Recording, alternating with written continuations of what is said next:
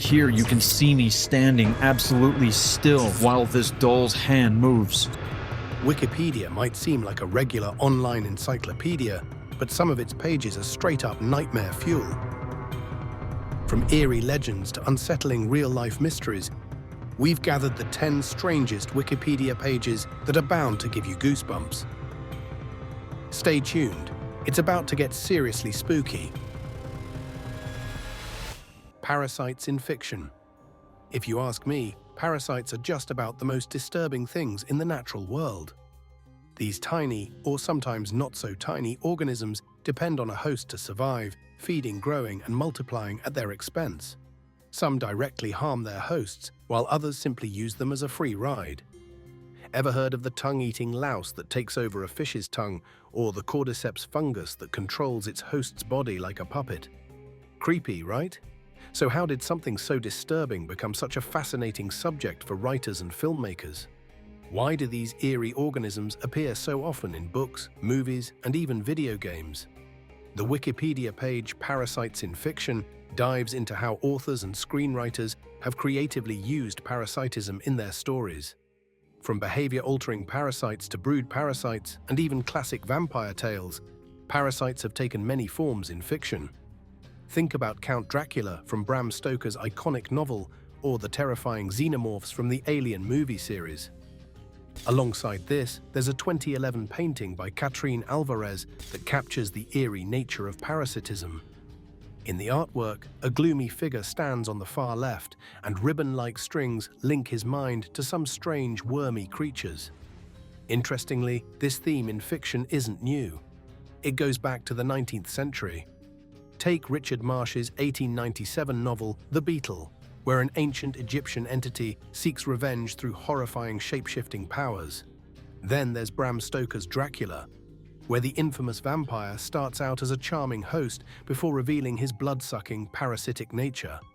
Another notable work is The Parasite by Sir Arthur Conan Doyle. In this story, parasitism takes the form of mind control, drawing inspiration from the Victorian-era idea of animal magnetism. The twist: not every host is susceptible to control. But parasites in fiction aren't limited to books. They've crept their way into horror films and video games too. For example, David Cronenberg's Shivers features a genetically engineered parasite, while Irvine Welsh's Filth introduces readers to a grotesquely talkative tapeworm. What if the parasites we see in real life were even half as terrifying as those in fiction? According to Wikipedia, reality might actually be worse. Take parasitic wasps, for instance. They lay their eggs inside living caterpillars. And when those eggs hatch, well, let's just say it doesn't end well for the host.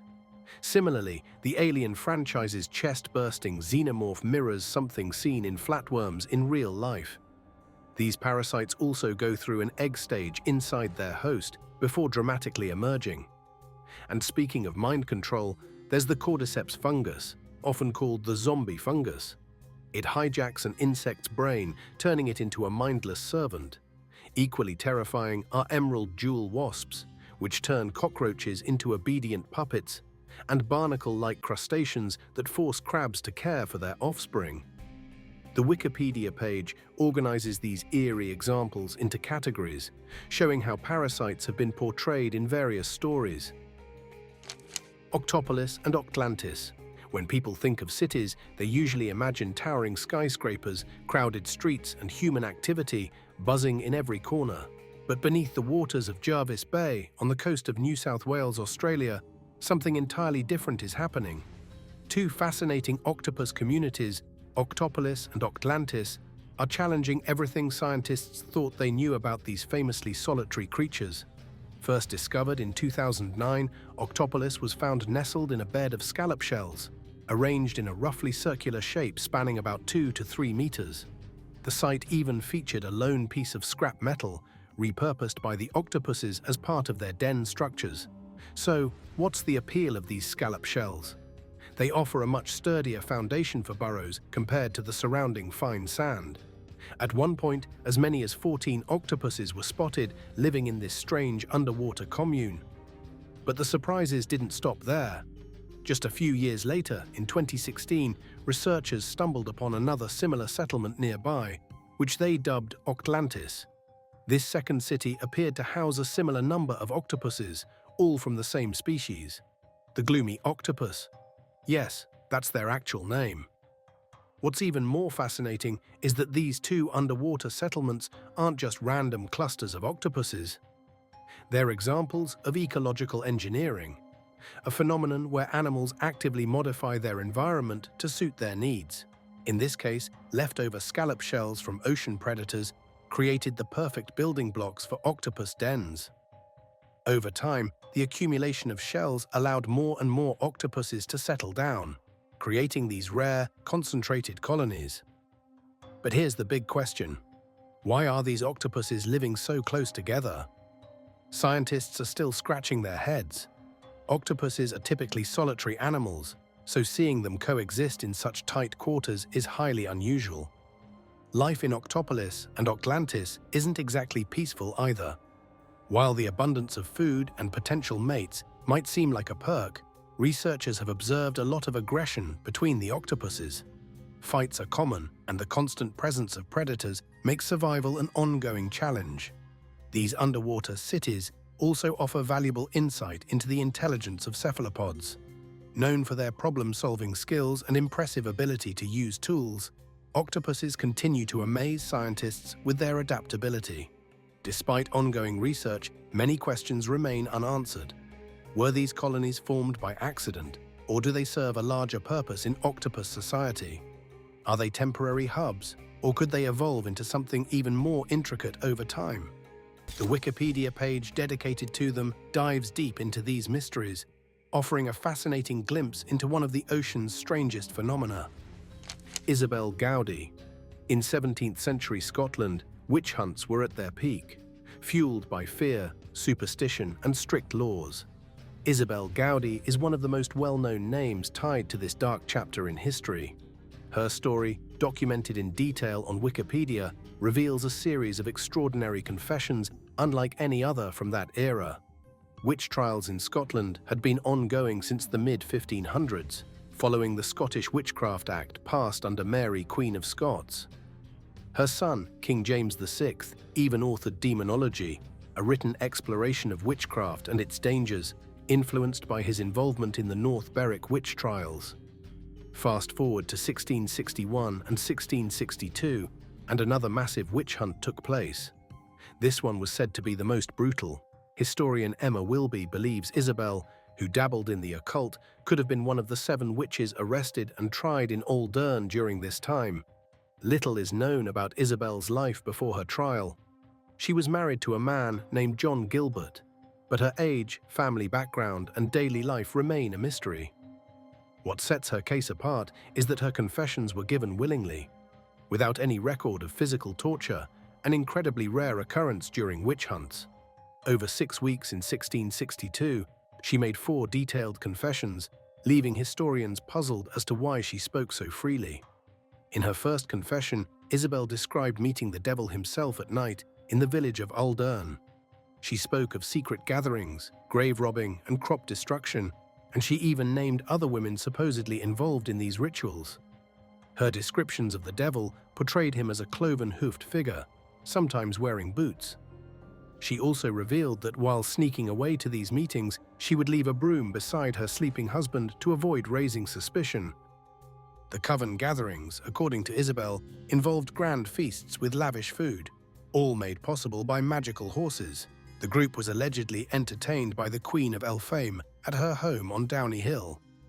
Interestingly, notaries recording her statements occasionally dismissed sections of her confessions with etc., suggesting they considered some details irrelevant or repetitive.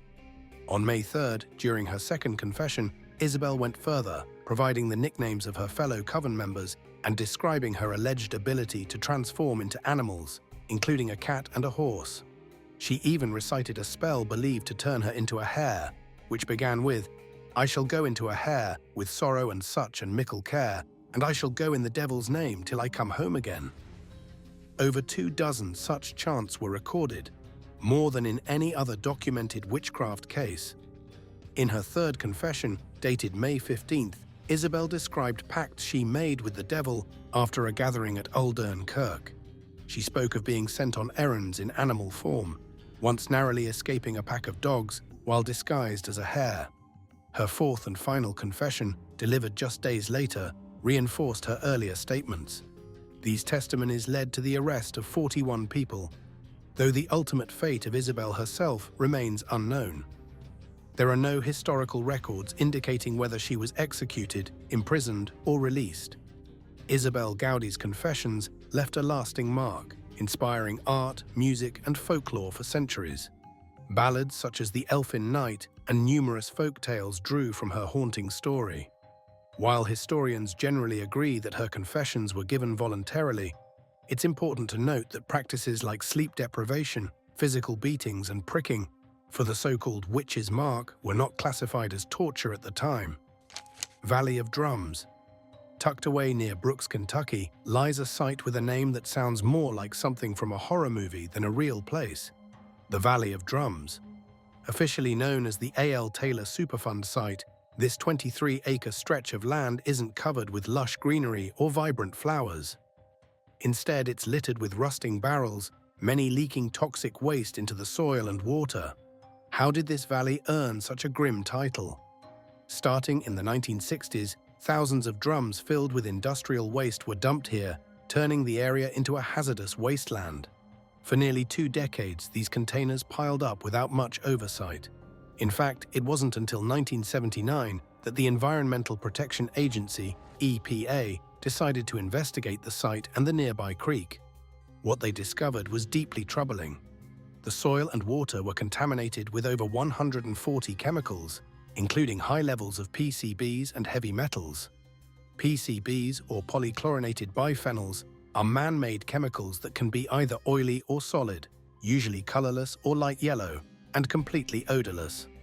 These chemicals have been linked to serious health problems, including liver damage, skin conditions, and thyroid disorders. The disaster at the Valley of Drums played a significant role in the creation of the Superfund Act of 1980, a law designed to address hazardous waste sites. While the Love Canal disaster often gets credit for driving this legislation, activist Lois Gibbs famously stated that the Valley of Drums made Love Canal look like a suburban neighborhood in comparison. But what initially caught officials' attention wasn't a scientific study. It was fire. In 1966, several of the toxic drums caught fire and burned for over a week. Despite the dramatic event, there were no laws at the time regulating the storage of toxic waste, so the site was largely ignored. Ownership of the site also became a mystery. Al Taylor, the property's main owner and waste dumper, passed away in 1977. After his death, no clear records of ownership surfaced, and property taxes went unpaid for years. By 1978, the Kentucky Department of Natural Resources and Environmental Protection conducted its own investigation. What they found was staggering. Over 100,000 drums of waste scattered across the site. Of those, around 27,000 were buried in the soil, many likely leaking harmful chemicals into the earth. The rest were dumped into open pits and trenches, exposed to rain and erosion. Toxic substances from these barrels were carried into the nearby creek, causing a foul smell and a surge of complaints from local residents. When the EPA finally stepped in, emergency cleanups began immediately. However, the scale of the contamination was overwhelming. Only the worst leaks could be addressed at first, and it became clear that this wasn't a problem that could be solved overnight. The cleanup effort continued for years, but the issue didn't disappear. In 2003, an environmental audit detected PCBs in the creek sediment, leading to more investigations. By 2008, inspectors returned to the site and found over 4 dozen rusted drums scattered across the landscape. Some barrels had even rolled beyond the fenced-off area, encroaching into the nearby Jefferson Memorial Forest. Despite multiple cleanup efforts over the years, hazardous waste drums remain scattered across the valley to this day. June and Jennifer Gibbons. Twin siblings often share a unique connection, but the bond between June and Jennifer Gibbons goes far beyond ordinary sibling closeness. Their story, filled with mystery, tragedy, and eerie events, has earned them a dedicated page on Wikipedia. Born on April 11, 1963, to Caribbean immigrants Gloria and Aubrey Gibbons, the twins were a surprise for their parents. The family had already moved from Barbados to the UK in the early 1960s and had 3 older children, David, Greta, and Rosie. In 1974, the family relocated once again, this time to Wales. From a young age, it became clear that June and Jennifer were inseparable. They developed an unusual, fast-paced, Creole-like language that no one else could understand. Being the only children of color in their school, they faced constant isolation and bullying. Over time, their bond became even tighter, and their silence grew more intense. They refused to speak to anyone but each other, earning them the nickname the Silent Twins. But why did they stop speaking? For years, many believed they were an example of cryptophasia, a private language developed by twins. However, in 2023, June revealed a different truth. Their speech impediment made them hard to understand, and the constant frustration from others eventually pushed them into silence. The issue followed them from home to school. Teachers and classmates struggled to communicate with them, and while the twins remained enrolled in school, they refused to participate in reading or writing activities. In 1974, a routine school vaccination caught the attention of a medic, who noticed their withdrawn behavior. Concerned, he referred them to a child psychologist. After multiple evaluations, the sisters were separated and placed in different boarding schools. The results were devastating. Both girls became catatonic, barely functioning until they were reunited. Once back together, they withdrew even further, spending most of their time in their bedroom. There, they created elaborate stories and plays using dolls as their characters. As they grew older, their passion for storytelling became more intense. They filled countless diaries with poetry, short stories, and ideas for novels. Some of their works, like The Pepsi-Cola Addict and The Pugilist, are still available today. But their teenage years took a darker turn. The twins began experimenting with drugs and engaging in petty crime. Theft, vandalism, and even arson became part of their lives. These actions eventually landed them in Broadmoor Hospital, a high-security psychiatric institution. Their time at Broadmoor was bleak. The indefinite sentence stretched over 11 years, and both sisters blamed their selective mutism and deteriorating mental health on the hospital environment. Jennifer reportedly developed dyskinesia, a movement disorder possibly caused by medication and prolonged confinement. The most haunting part of their story came just before their release. Jennifer began acting strangely. Her speech was slurred, her movements were slow, and she spent hours lying on June's lap with her eyes wide open. After their release, Jennifer was unresponsive during their transport. Tragically, she passed away from acute myocarditis, an inflammation of the heart. Doctors found no clear cause for her condition, leaving her death shrouded in mystery. In the days that followed, June described feeling an overwhelming sense of freedom, as if a heavy weight had been lifted. She compared the sensation to a tsunami washing over her. Gombe Chimpanzee War. Did you know there's an entire Wikipedia page about one of the most brutal animal conflicts ever recorded? It's called the Gombe Chimpanzee War, also nicknamed the 4-Year War. And it was all observed by the famous primatologist Jane Goodall. Before things turned violent, the chimps lived peacefully in groups at the Gombe Stream Research Center in Kakombe Valley. This place was considered the ideal spot for studying primates, and Goodall made the most of it, until everything took a dark turn. He had been reviewing one particular group, known as the Kasakela community. This group, like others in the area, displayed the usual territorial behaviors. Males patrolled borders, defended their space, and occasionally acted aggressively toward outsiders. But outright war? That was unheard of. At first, everything seemed relatively peaceful. However, Goodall started noticing subtle cracks forming in the Kasakela group. Over several months, a split became clear, and a smaller faction broke away to form a new group named the Kahama community. This new troop consisted of 6 adult males, 3 females, and their offspring, while the remaining Kasakela group had 8 males and 12 females. Tensions rose steadily.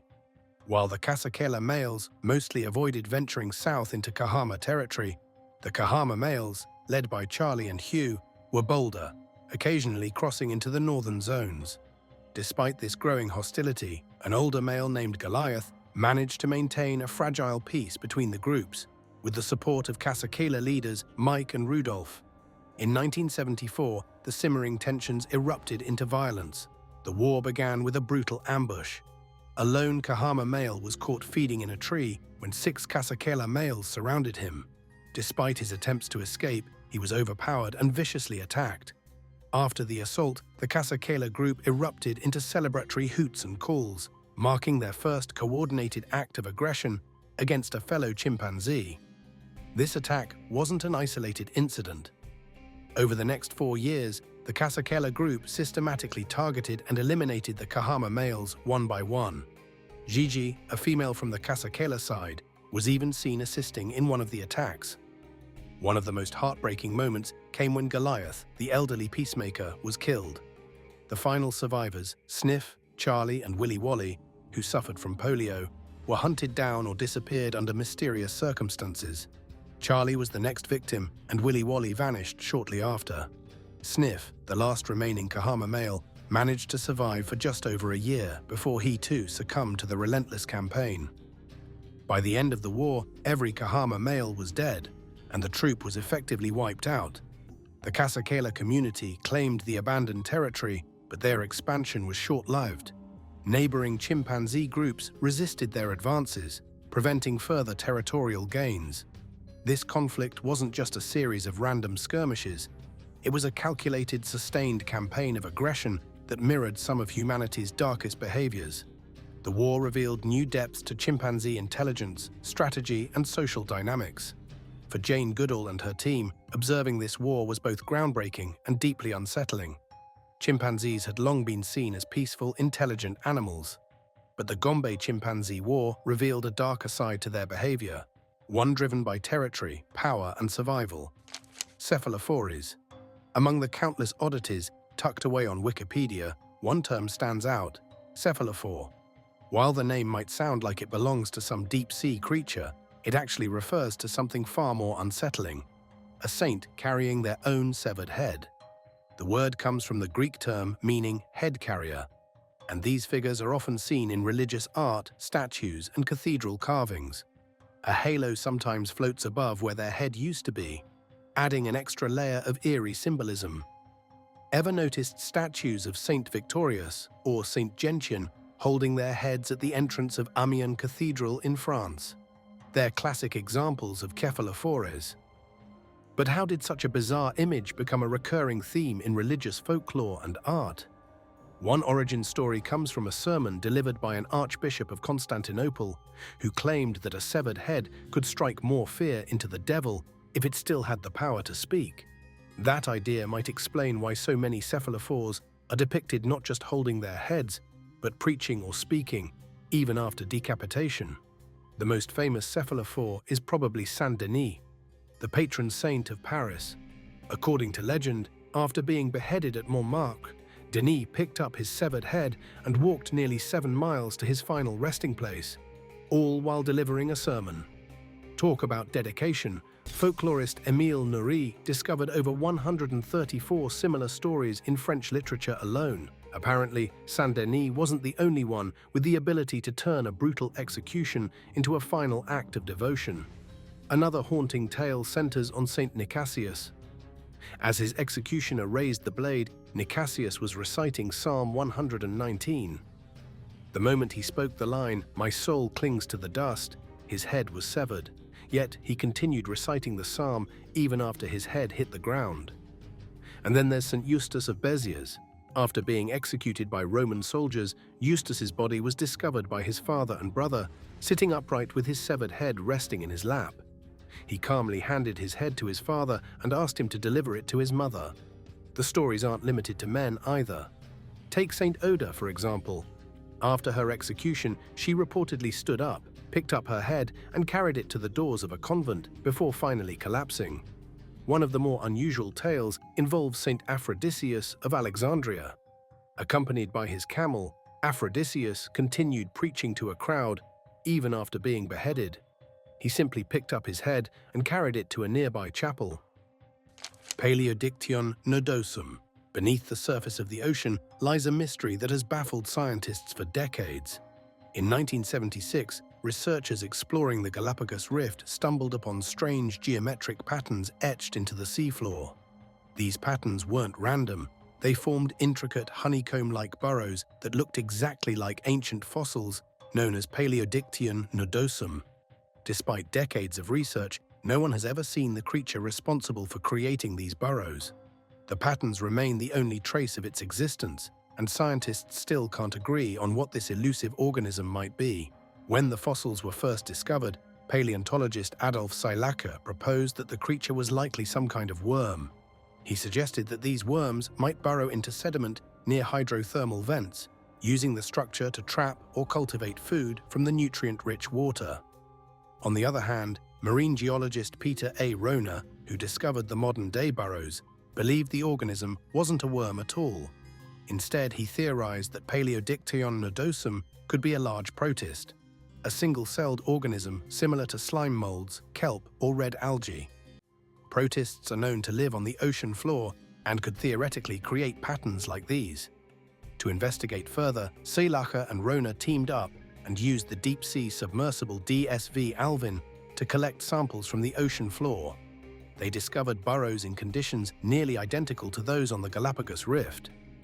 These burrows had a unique structure, a raised central section surrounded by a flat, shield-like outer ring.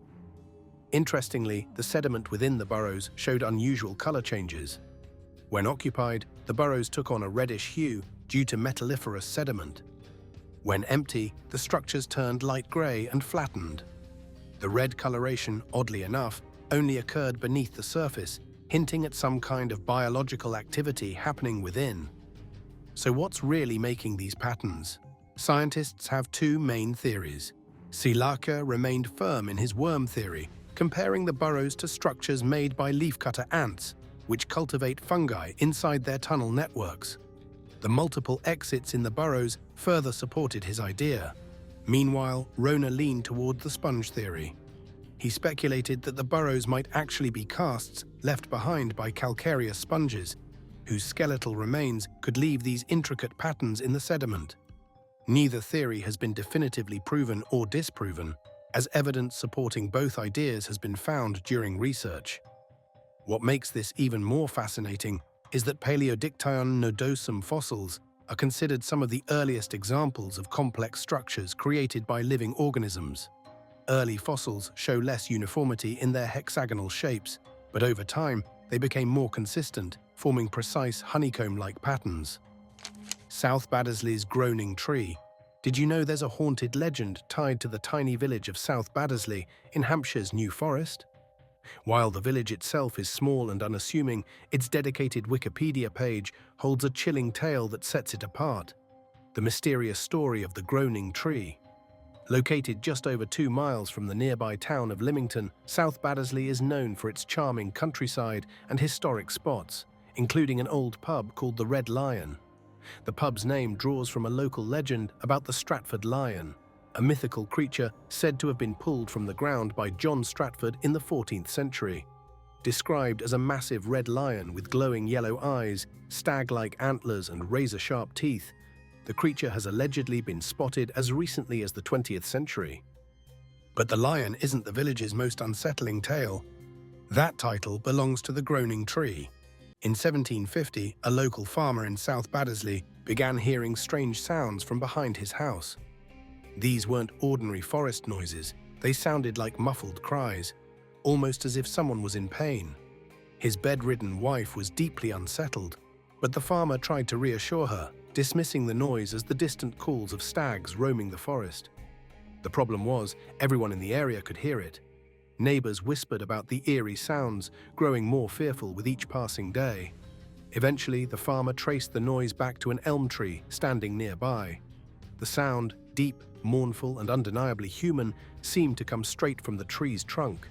Word of the groaning tree spread quickly. People traveled from miles around to witness the bizarre phenomenon. Some believed it was a supernatural warning. Others suggested more scientific causes, perhaps trapped air or insects boring through the wood. Despite endless theories, no explanation satisfied everyone. For nearly 2 years, the tree continued to groan, as if it were alive and suffering. Finally, the farmer decided to take matters into his own hands. He bored a hole into the tree's trunk, and almost instantly, the sounds stopped. The elm tree stood in silence for many more years before eventually being uprooted to allow a closer investigation. But even then, no evidence of trickery, hollow chambers, or unusual natural causes was found. The tree's secret, whatever it was, remained unsolved. Clown Motel. Sitting on North Main Street in Tonopah, Nevada, there's a place that's earned the title of America's Scariest Motel. Known as the Clown Motel, this roadside inn is a mix of colorful fun and bone-chilling creepiness. But what makes this place so infamous? The motel opened its doors in 1985, built by Leroy and Leona David in honor of their father, Clarence David, who is buried just next door in the Tonopah Cemetery. The property started with about 150 clown statues from Clarence's personal collection, which were used to decorate the motel. Ownership shifted in 1995 to Bob Petty, who kept the motel running for another 22 years. Then, in 2017, the motel went up for sale for $900,000. It was eventually purchased by Vijay Mahar, who brought on his friend and former art director Anand as the CEO. Anand didn't just maintain the motel, he transformed it. The collection of clown memorabilia skyrocketed from 600 statues to over 4,000 unique clown-themed items. 2 massive clown cutouts, standing at 19 feet tall, were added, looming over visitors and giving the motel an unmistakable, slightly menacing charm. The motel's rooms aren't just clown-themed, they also dive deep into horror culture. Guests can stay in rooms inspired by The Exorcist, IT, and Friday the 13th. These unsettling designs have turned the motel into more than just a place to sleep. It's now an experience, a test of courage for anyone daring enough to spend a night there. But what adds to the eerie vibe is the Tonopah Cemetery, just steps away from the motel. Established in 1901 and closed only 10 years later, the graveyard is the resting place of victims from the Tonopah Plague and the Belmont mine fire. Among the buried is Sheriff Thomas Logan, who died heroically while attempting to save people from a nearby brothel fire. Also resting there is George Davis, the first African-American man to arrive in Tonopah. With so much history and so much death, it's no surprise that paranormal investigators frequently visit the motel. In 2015, the popular TV show Ghost Adventures filmed its final episode of the season there. The crew reported unsettling experiences, including a dark figure sighting, a voice whispering hello, and most famously, footage of a large clown statue moving its hand on its own. That same year, a writer stayed at the motel, determined to witness something supernatural. According to him, he got what he was looking for and turned his spooky stay into a comic book titled, "I Lived in a Clown Motel, a true story of the dumbest thing I ever did." What keeps people coming back to such an unsettling place? Some are fascinated by the unique decor, others are drawn by the thrill of a paranormal encounter, and a few just want to see if they can make it through the night without bolting for the door. Visitors from all over the world continue to send clown memorabilia to add to the ever-growing collection. That wraps up our list. Did any of these send shivers down your spine? Share your favorite in the comments, and if you enjoyed this video, hit that thumbs up and subscribe for more mysterious content.